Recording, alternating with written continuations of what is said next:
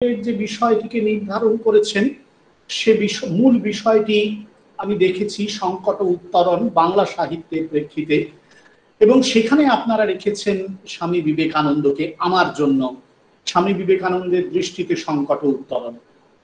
নিশ্চয়ই রবীন্দ্রনাথকে নিয়ে প্রচুর আলোচনা হয়েছে, ব্যক্তিগত আলাপনের দিক থেকেও কেউ কেউ বিষয়টিকে উপস্থাপনার চেষ্টা করেছেন। আমি সবার বক্তৃতা শোনার সৌভাগ্যবান একজন বক্তা বা শ্রোতা নই, সেই জন্য পুরোটা বলতে পারবো না যে কোন দিক থেকে আলোচনা হয়েছে, শুধু বিষয়গুলোকে দেখেছি।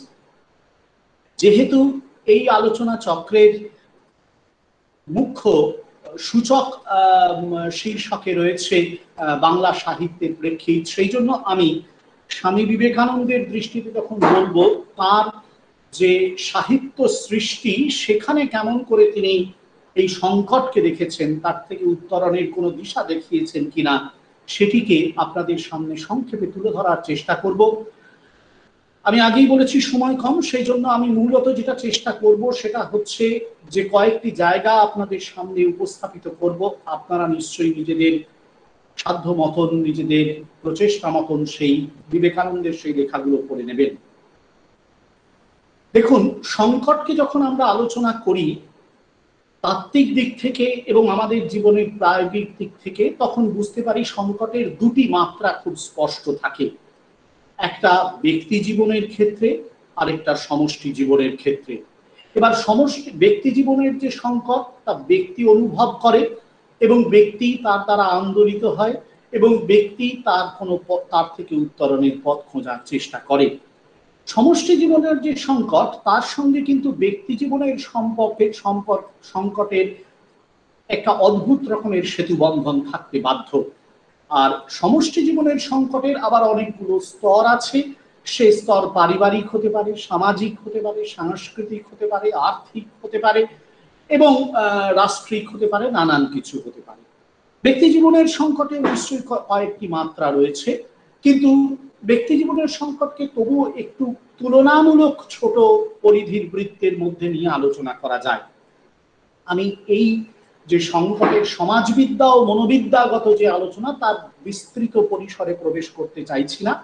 আমি শুধু দেখতে চাইছি যে বিবেকানন্দ তার জীবনের সংকটকে ব্যক্তিগত ক্ষেত্রে বা সমষ্টিগত ক্ষেত্রে কখনো খুঁজে পেয়েছিলেন কিনা, এক।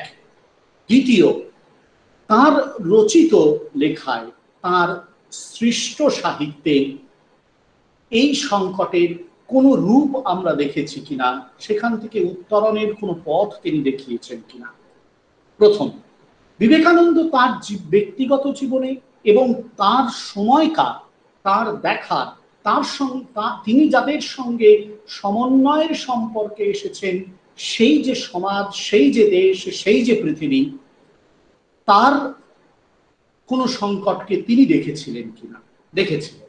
আপনারা সবাই জানেন, যারা বিবেকানন্দের জীবন পড়েছেন, সামান্য পড়েছেন, তারা জানেন বিশেষত সাম্প্রতিক যে অতিমারীর বিপর্যস্ত জীবন, সংকটাপন্ন জীবন, সেই জীবনের প্রেক্ষিতে বিবেকানন্দের দেখা সংকটের একটা রূপ কিন্তু উঠে এসেছে।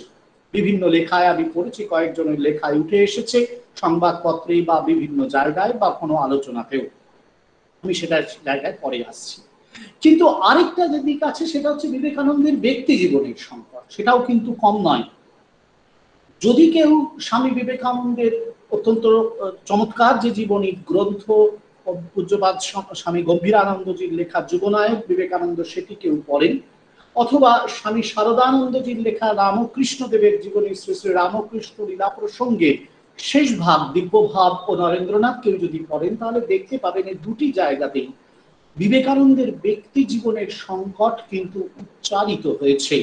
বিশেষত সে সংকট এসেছিল, আমি আধ্যাত্মিক সংকটের যে চরিত্র সেটা এখানে যাচ্ছেই না, সেটা তো আরেকটা দিক আছে, সেটা নিয়ে আলোচনা করতে গেলে আমাকে একটা দিন সময় দিতে হবে, আমি অতটা সময় নেব না। আমি যেটা বলছি সেটা হচ্ছে তার একেবারে ব্যক্তিগত যে ব্যক্তি জীবনের যে সাধারণ সংকট, সেটা কিন্তু অদ্ভুতভাবে এসেছিল তার বাবা মারা যাওয়ার পরে। আপাত দৃষ্টিতে একটি সচ্ছল পরিবারের সন্তান, বাবা মারা যাওয়ার পরে এক চূড়ান্ত দারিদ্র্যে নিমজ্জিত হলেন এবং সেই দারিদ্র্যে নিমজ্জিত হওয়ার কারণে তাঁকে নানান রকম চেষ্টা চরিত্র করতে হয়েছিল এবং সেকালের অত্যন্ত সোজাসাপটা যুবক নরেন্দ্রনাথকে নিয়ে নানান রকমের বিচিত্র ধারণা এই সংকটের সময় পল্লবিত হয়ে উঠেছিল। তার অত্যন্ত প্রিয় এবং গুরুজন গুরু শ্রীরামকৃষ্ণ দেবের কাছেও সে সংবাদ গিয়ে পৌঁছেছিল এবং শ্রীরাম এবং বিবেকানন্দ কিন্তু জানতেন সেই কথা গিয়ে তার কাছে পৌঁছেছে। এই যে একটি অদ্ভুত রকমের সংকট, সেই সংকট থেকে তিনি বেরিয়ে আসার চেষ্টা করেছিলেন এবং সে তার জন্য তিনি চাকরি খোঁজার চেষ্টা করেছিলেন, পাননি সেরকম। তারপর গুরু শ্রীরামকৃষ্ণ দেবের কাছে এলেন। গুরু শ্রীরামকৃষ্ণ দেব এই যে ব্যক্তিগত জীবনের সংকট, তার থেকে উত্তরণের দিশা তাকে দেখালেন আধ্যাত্মিক একটি পথ দেখিয়ে। সেটা আরেকটা গভীর তাৎপর্য রয়েছে, সেই তাৎপর্যে আমি একটু পরে এসে পৌঁছতেই হবে আমাকে। কিন্তু এটা খুব সত্যিকারের কথা, ব্যক্তি জীবনের এই সংকট বিবেকানন্দ কোনোদিন ভুলে যাননি এবং যে ভুলে যাননি সেটা পরবর্তীকালে তার একটি লেখাতে পাওয়া গিয়েছে। শুধু এই পর্যায়ে কি তার ব্যক্তিগত জীবনের সংকট এসেছিল? মোটেই না। বিবেকানন্দ নরেন্দ্রনাথের পরে যখন বিবেকানন্দ হয়েছেন, গুরুদেব শ্রীরামকৃষ্ণদেবের মহাপ্রয়াণ ঘটে গিয়েছে, একটি ছোট্ট আশ্রম মঠ বাড়ি তারা ভাড়া নিয়েছেন বরানগরে এবং তাকে কেন্দ্র করে একটা স্বপ্ন দেখছেন, যেই স্বপ্ন গুরুদেব দায়ভার রূপে তার উপরে রেখে দিয়েছেন, এই জগতের কল্যাণের জন্য যা কিছু তাকে করতে হবে ইত্যাদি প্রভৃতি। সেই যে স্বপ্নকে রূপদানের দীর্ঘ চেষ্টা, বরানগর মঠ থেকে যার সূচনা হয়েছিল, আমরা বিস্মিত হয়ে দেখেছি সেই যাত্রায় বিবেকানন্দকে কি ভয়ানক ব্যক্তিগত ও সামগ্রিকভাবে বৈশ্বিক নানান সংকটের মুখোমুখি হতে হয়েছে। কেমন সে সংকটের ধারা, বিশদে না গিয়েও ছোট ছোট ক্লিপিংস গুলো বলি। যেমন ধরুন, ঘুরে বেড়াচ্ছেন ভারতবর্ষে পরিব্রাজক রূপে, খেতে পাচ্ছেন না, কেউ খেতে দিচ্ছে না, স্টেশনে বসে আছেন, ধর্মালোচনা হলো, বড় বড় লোকেরা করে গেল, কিন্তু খেতে দেবার কেউ নেই। একজন খেতে দেওয়ার জন্য খাবার নিয়ে এলো, যারা ধর্মালোচনা করছিল তারা তাকে বললো ও তো নিচু জাতির লোক, তার কাছ থেকে আপনি খাবার নেবেন?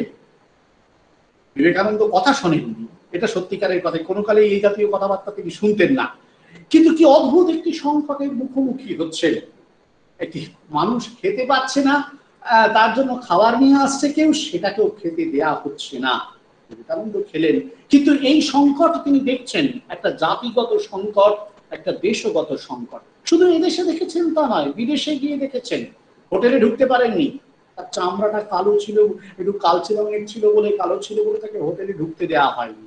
তিনিও সেই নিয়ে কোনো উচ্চবাচ্য করেননি।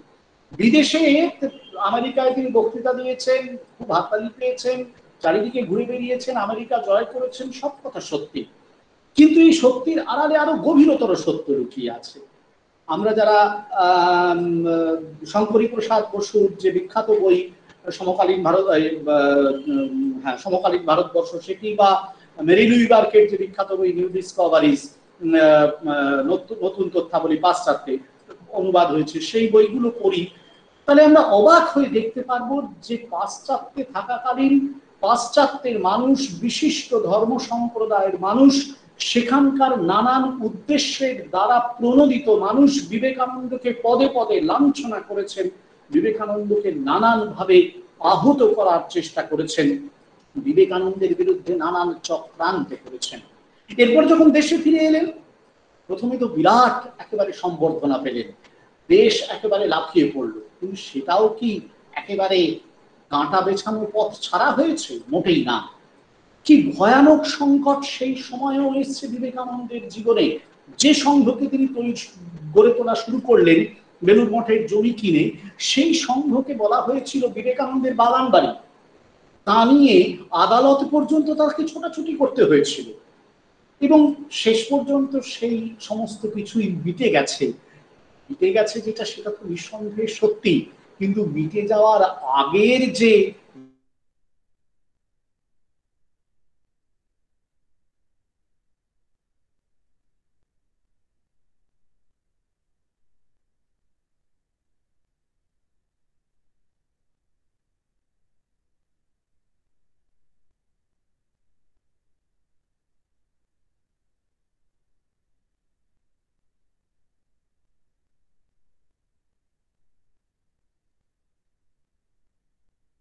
এই বিপন্নতাকে তিনি যে মুখে মুখে লড়াই করেছেন, চোখে চোখ রেখে তাকিয়েছেন, তার প্রমাণ তিনি রেখেছেন তার সাহিত্যে, তার লেখায়। নিশ্চয়ই আমরা জানি প্লেগ রোগ যখন অতিমারী রূপে এসেছিল, তখন বিবেকানন্দ কেমন করে সেবা কার্যে আত্মনিয়োগ করেছিলেন, নিজে অন্যদের ডেকেছিলেন সেই সেবা কার্যে আত্মনিয়োগের জন্যে, আত্মোৎসর্গের জন্যে। কি বিপুল সেবা সেদিন করেছিল রামকৃষ্ণ মিশন। সেই সেবার ধারাই আজও চলেছে। এই সাম্প্রতিক যে অতিমারীর সময়, এই দুর্যোগের সময়ও যে রামকৃষ্ণ মঠ মিশন এই সেবা কার্যে নিয়োজিত হয়েছে, সেই ট্র্যাডিশন সমানে চলছে, একটিও ব্যত্যয় হয়নি তাতে। বিবেকানন্দ সেই দিন ডাক দিয়েছিলেন অতিমারীর বিরুদ্ধে যুদ্ধ করার। কিন্তু এই যে বললাম, ব্যক্তিগত সংকট, প্রাতিষ্ঠানিক সংকট এবং এই যে দেশগত সংকট, বৈশ্বিক সংকট, এগুলোর মুখোমুখি যখন তিনি হচ্ছেন, বিপন্নতার মুখোমুখি যখন তিনি হচ্ছেন, তখন তার থেকে বেরিয়ে আসার জন্য বিবেকানন্দ কি কোনো পথ নিজে খুঁজে পেয়েছিলেন? নিশ্চয়ই পেয়েছিলেন, নাহলে লড়াই করলেন কি করে এতটা? কি করে তার তৈরি রামকৃষ্ণ বিবেকানন্দ ভাব আন্দোলনের কাছে, এই ভাবধারার কাছে তার উত্তরাধিকারকে তিনি দিয়ে গেলেন? কি করে দিলেন? তার প্রমাণ রয়েছে, আবারও বলছি, তারই রচনায়। স্বামীজির লেখা কয়েকটি কবিতা রয়েছে। আমি আপনাদের অনুরোধ করব, যদি পারেন আপনারা সবাই সেই কবিতাগুলো এই প্রেক্ষিতে একবার পড়ে নেবেন। একটি বিবেকানন্দ সোসাইটি থেকে একটি ছোট্ট গ্রন্থ আছে বীরবাণী, তাতে কবিতাগুলো সংকলিত আছে, এখনো পাওয়া যায়। স্বামী বিবেকানন্দের বাণী রচনাতে আছে। কিছু কবিতা ইংরেজিতে লেখা, কিছু কবিতা বাংলাতে লেখা। বিশেষত বাংলাতে লেখা 3টি কবিতার নাম উল্লেখ করব আমি এখানে। এক, সখার প্রতি। দুটি কবিতার নাম, বাংলায় লেখা 2টি কবিতার নাম উল্লেখ করব। এক, সখার প্রতি। 2, নাচুক তাহাতে শ্যামা। ইংরেজিতে লেখা 2টি কবিতার নাম উল্লেখ করব এখানে। দ্য কাপ, পানপাত্র, এবং কালী দ্য মাদার, মৃত্যু রূপা মাতা। এই যে 4টি কবিতা, আমি এই 4টি কবিতাকে যদি আলাদা করে নিই এবং তার ভেতরে প্রবেশ করার চেষ্টা করি, যতবার দেখেছি ততবার বুঝেছি বিবেকানন্দ যেন এক যোদ্ধা, যুদ্ধক্ষেত্রে দাঁড়িয়ে রয়েছেন। প্রতি মুহূর্তে যেখানে বিপদ, অনিঃশেষ বিপন্নতা যেখানে, সেখানে বিবেকানন্দ দাঁড়িয়ে রয়েছেন এবং সেই দাঁড়িয়ে থাকার মধ্যে বিবেকানন্দ লড়াই করে চলেছেন যোদ্ধার মতন। নিজে লড়াই করছেন শুধু নয়, সবাইকে ডাকছেন। সখার প্রতি কবিতা, সেই কবিতায় অদ্ভুত, পড়লে পরিষ্কার বোঝা যাবে যে তার নরেন্দ্রনাথের পর্বের যে জীবন এবং বিবেকানন্দের পর্বের যে জীবন, সেখানে যে প্রচুর মানুষের সঙ্গে দেখা হয়েছে, যে জগৎকে তিনি দেখেছেন, সেখানে যে কি অদ্ভুত রকমের এক ধরনের দ্বিচারিতা ছিল, সে দ্বিচারিতাকে তিনি স্পষ্ট প্রত্যক্ষ করেছিলেন, অনুভব করেছিলেন, তাকে তুলে ধরেছেন ওই কবিতায়। স্পষ্ট লিখছেন, হও জড়প্রায়, মুখে মধু, অন্তরে গরল, সত্যহীন, স্বার্থপরায়ণ, তবে পাবে এ সংসারে স্থান। কি অদ্ভুত! একটা মানুষকে এই সংসারে স্থান পেতে গেলে কি কি হতে হবে? সোজা কথা, জড়প্রায় হতে হবে, মুখে মধু, অন্তরে গরল থাকতে হবে, সত্যহীন হতে হবে, মানে মিথ্যে কথা বলতে হবে, স্বার্থপর হতে হবে, তাহলে তুমি স্থান পেয়ে যাবে। এটা কিন্তু আসলে পরিষ্কার কটাক্ষ। কেন এই কটাক্ষ? তার কারণে এই সংসারটাকে দেখেছেন চোখের সামনে, লড়াই করতে হয়েছে এই সংসারের সঙ্গে। বিবেকানন্দ কিন্তু কখনোই এই সংসারের এই ভয়ানক ছবিটাকে এঁকেই থেমে যাননি।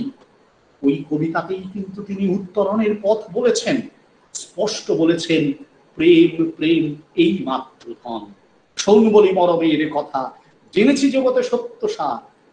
একেবারে স্পষ্ট বলছেন, এই জগতে যদি এই সমস্ত বিপন্নতার মধ্য থেকে, বিপর্যয়ের মধ্য থেকে, এই ভয়ানক একটি প্রতিপদার মধ্য থেকে মানুষকে বাঁচতে হয়, ব্যক্তি মানুষকে ও সমষ্টি মানুষকে, তাহলে অন্তরের নিঃস্বার্থ ভালোবাসাকে উজাড় করে দিতে হবে। সে ভালোবাসার ভিত্তি কি হবে? সে ভালোবাসার ভিত্তি কি হবে? বিবেকানন্দ বলছেন, সে ভালোবাসার ভিত্তি হবে সেই চরমতম বৈতান্তিক সত্য, যে সত্য বলে সকলের মধ্যে আসলে এক চৈতন্য সত্তা বর্তমান। ব্রহ্ম হতে কীট পরমাণু সর্বভূতে সেই প্রেমময়, এক সবার মধ্যে রয়েছে। সুতরাং কেন সবাইকে আলাদা করব? রঙে, সম্পদে, বিদ্যায় এত বিভেদ কেন তৈরি করব? তৈরি করি বলেই তো আমাদের এত সংকট। ব্যক্তি জীবনে, প্রাতিষ্ঠানিক জীবনে বিবেকানন্দ চ্যালেঞ্জ ছুড়ে দিয়েছেন, মানুষকে সাধনার চ্যালেঞ্জ। যদি পারো এগিয়ে এসো, এই চ্যালেঞ্জকে গ্রহণ করো। এই যে নিঃস্বার্থপর ভালোবাসা, এই যে ভারতের বৈদান্তিক সত্তার অনুভব জাত যে ভালোবাসা, সেটি ছড়িয়ে দাও। কি অদ্ভুত! সখার প্রতি কবিতা যদি এই তত্ত্বকে বলে থাকে, নাচুক তাহাতে শ্যামা কবিতাটি যখন আমরা পড়ি, বা মৃত্যুরূপা মাতা যদি আমরা পড়ি, তখন আমরা অবাক হয়ে যাই। এই দুটি কবিতাই কিন্তু একই রকম যুদ্ধক্ষেত্রের বর্ণনা, কালী মূর্তির বর্ণনা, আর কিছু নয়। কালী মারমার কাট করে যুদ্ধ করছেন, একে মারছেন, তাকে মারছেন, রক্ত পড়ছে, ঝড় ঝঞ্ঝা বজ্রপাত, একটা ভয়ানক মানে ওই রকম মানে প্রকৃতির ছবি। ওই গ্রিক পুরাণে বলা হয়েছে না, ভয়ঙ্করী প্রকৃতি, নেচার ম্যালিগনার কথা, ঠিক সেই রকম একটা ভয়ানক। আপনারা আমরা যারা ম্যাকবেথ নাটক পড়েছি, সেই ম্যাকবেথ নাটকের শুরুতে আছে একটা ভয়ানক প্রকৃতির কথা, তাহলে ভয়ানক একটা বাজে সময়। মানে আমরা এই যে এখন চারিদিকে দেখছি, ধরুন একদিকে করোনা হয়েছে, তারপর আমফান, যেদিন আমফান হয়েছিল আমি সেদিন বিদ্যা মন্দিরে ছিলাম, কি ভয়ানক পরিস্থিতি, বুঝতেই পারছি না, একটু ভেঙে চুরে চুরমার হয়ে যাচ্ছে। আমরা তো দুটো শহরে ছিলাম, যারা একেবারে গ্রামে ছিল তাদের কাছে গিয়ে শুনেছি। এই একটা কল্পনা করেছেন বিবেকানন্দ, যেন পৃথিবী জুড়ে একটা প্রলয় নেমেছে। সেই প্রলয়ের মধ্যে মানুষ কি করবে? হারিয়ে যাবে, হেরে যাবে, পালিয়ে যাবে? কখনো না, লড়াই করবে। কি জন্য লড়াই করবে? নিজে বেঁচে থাকার জন্য শুধু না, বাঁচার পথ তৈরি করার জন্য। নিজে বেঁচে থাকার জন্য শুধু নয়, বাঁচার পথ তৈরি করার জন্য। এই বাঁচার পথ যখন তৈরি করতে হবে, তখন হয়তো নিজের বাঁচাটাও সত্য হবে না, আমি মরে যেতে পারি। আমরা বলি না শহীদ হওয়া, শহীদ হওয়ার মানে কি? আমার মরে যাওয়া না, শহীদ হওয়া মানে আমার মরে যাওয়া নয়, অনেকের বাঁচার পথ তৈরি করা। এই আদর্শটাকে বিবেকানন্দ দিচ্ছেন, এই ভাবনাটাকে বিবেকানন্দ দিচ্ছেন নাচুক তাহাতে শ্যামা মৃত্যুরূপা মাতায়। স্পষ্ট বলছেন এই পৃথিবীতে বিপদ আছে। কে বলেছে বিপদ নেই? ব্যক্তি জীবনে আছে, সমষ্টি জীবনে আছে। কে বলেছে? আছেই। কালী, একটা ভয়ানক ঝড়, এই বিপদ আছে, যুদ্ধ আছে। এগিয়ে এসো, লড়াই করো। সাহসে যে দুঃখ দৈন্য চায়, মৃত্যুরে যে বাঁধে বাহু পাশে, কাল নৃত্য করে উপভোগ, মাতৃরূপা তারই কাছে আসে। কাল নৃত্য, মহামৃত্যুর নৃত্যকে উপভোগ করতে হবে। মাতৃরূপা, তখনই ধারণকারিণী শক্তির অস্তিত্বকেও অনুভব করব নিজেকে। আমরা মৃত্যুকে ভয় পাই, আমরা বিপদকে ভয় পাই, ভয় পাই বলেই আরো বেশি ক্লান্ত হই, আরো বেশি লুকিয়ে পড়ি, আরো বেশি পিছিয়ে আসি, প্রতি মুহূর্তে ভাবি হেরে যাচ্ছি। যদি ভয় না পাই, যদি মুখোমুখি দাঁড়াই, হ্যাঁ বিপদ আছে, এর মধ্য দিয়েই এগোতে হবে। রবীন্দ্রনাথ লিখেছেন, সংকট বন্ধুর তব দীর্ঘ রাজপথ, সে রাজপথে চলুক প্রেমের জয় রথ, তিমির তরুণ রজনীর স্পন্দিবে আহ্বানে মোর নির্ঘোষ গম্ভীর, যাক দুর্বিধা লজ্জা ত্রাস, আয় বক্ষে সর্বনাশা প্রচন্ড উল্লাস। ঝড়ের খেয়া কবিতাতে রবীন্দ্রনাথ বলেননি যে এই একেবারে এই পথ দিয়েই আমাদের এগিয়ে যেতে হবে? জীবনানন্দ বলেননি সুচেতনা কবিতায়? এলিয়ট দেখাননি তার ওয়েস্টল্যান্ডে যে হ্যাঁ আছে, এই বিপদ আছে, সমস্ত পৃথিবীটা বন্ধাভূমি, তবু তার মধ্য থেকে কিন্তু জাগবে নতুন পৃথিবীর সকাল। বিবেকানন্দ সেই ধ্বনি লিপিবদ্ধ করে গেছেন বিংশ শতাব্দীর শেষে, ঊনবিংশ শতাব্দীর শেষে, বিংশ শতাব্দীর শুরুতে লেখা তার এই কবিতাগুলোতে। আমাদের অনেক সময় মনে হয়, ইস, দুঃখটা বোধহয় শুধু আমাদের, বিপদটা বোধহয় শুধু আমার। বিবেকানন্দ বলছেন না, বিপদটা তোমার শুধু নয়, সবার হতে পারে। অথবা বিপদ যদি শুধু তোমারই হয়, মেনে নাও তোমার, লড়াই করো তুমি, এই পথ তো তোমার জন্য। পানপাত্র কবিতায় এই ভাবনাটিকে এনেছেন, বলছেন হ্যাঁ ঠিক হতে পারে, এ পানীয় কালকূট ঘোর, আমারই মন্ত্রিত সুরা দূর দূরান্তের বাসনা বেদনা ভ্রান্তি যুগ যুগান্তের এই তব পথ, পদে পদে অবিশ্রান্ত মুকল সংঘাত সে আমারই দান। দিয়েছি বন্ধুরে তব স্নিগ্ধ স্বচ্ছ পথখানি সানন্দ যাত্রার, তোমারই মতন সেও পাবে বক্ষে মোর পরম আশ্রয়। তোমারই চলিতে হবে এই পথ ধরে, এই নির্মম নিরানন্দ নিঃসঙ্গ সাধন আর কারুতরে নয়, সে শুধু তোমার, মোর বিশ্ব রচনায় আছে তার স্থান। এই বিরাট বিশ্বতে কোথাও আছে অপূর্ব সুন্দর উদ্যান, কোথাও আছে মরুভূমি, কোথাও আছে জীবনের অপূর্ব বিস্তার, কোথাও আছে মরণের ভ্রুকুটি। মানুষকে, ব্যক্তিকে, বিশ্বকে তারই মধ্য দিয়ে এগিয়ে যেতে হয়। আমরা যদি পালিয়ে যাই তাহলে কোনোদিনই বাঁচতে পারি না। আমাদের নিজেদের মধ্যে যে গভীর আত্মপ্রত্যয়ের উৎসরূপে আছে চৈতন্য শক্তি, যদি তাতে বিশ্বাস করি তাহলে বুঝতে পারবো যে নিঃসন্দেহে আমার দেহ, আমার মন, তার কোনো দুর্গতি আসলে দুর্গতি নয়।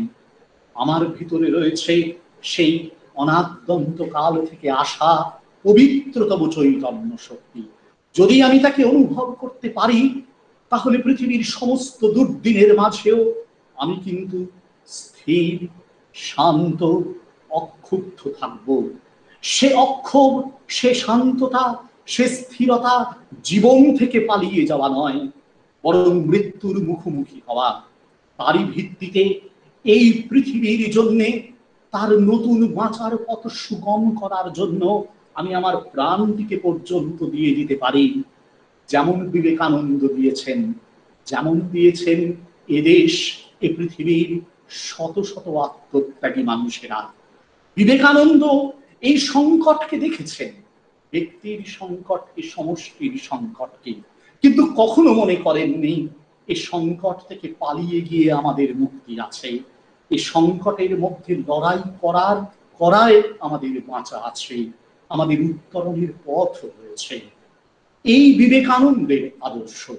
তার নিজের লেখায় বিবেকানন্দ একথা বারবার বলবার চেষ্টা করেছেন।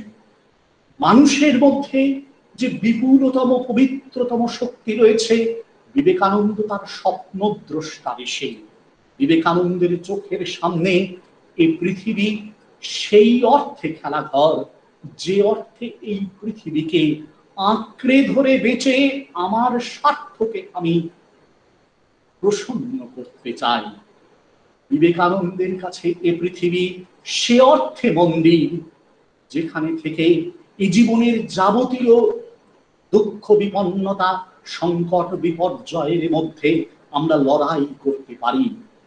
ধর্মক্ষেত্রে কুরুক্ষেত্রে একদিন যুযুৎসুরা সমবেত হয়েছিল যুদ্ধ করার জন্য। ধর্মক্ষেত্র কুরুক্ষেত্র পৃথিবী থেকে কোনোদিন চলে যাবে না। আজকের পৃথিবীতে আমরা সেই যুযুৎসু।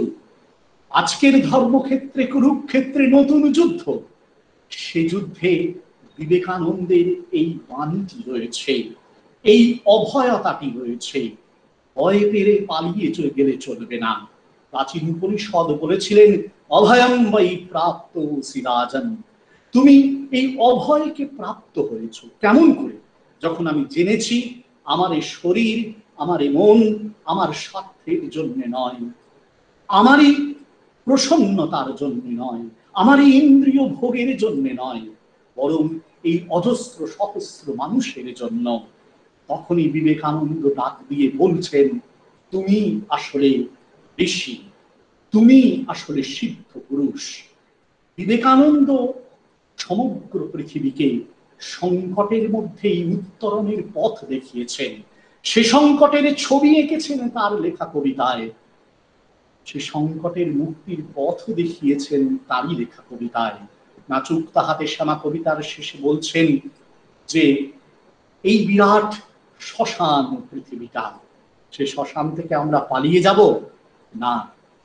চূর্ণ হোক স্বার্থ সাধমান, হৃদয় শ্মশান নাচুক তাহাতে শ্যামা। যেদিন চূর্ণ হবে আমাদের স্বার্থ সাধমান, সেদিন কিন্তু শ্মশানে নতুন করে আবার শ্যামা জাগবে। নতুন করে আবার পৃথিবীর সৃষ্টির বীণা বাজবে। আজকের সংকটের যুগেও সেই উত্তরণের বীণা আমরা নিশ্চয়ই শুনব, যদি বিবেকানন্দের বাণী আমরা শুনতে পারি। নমস্কার।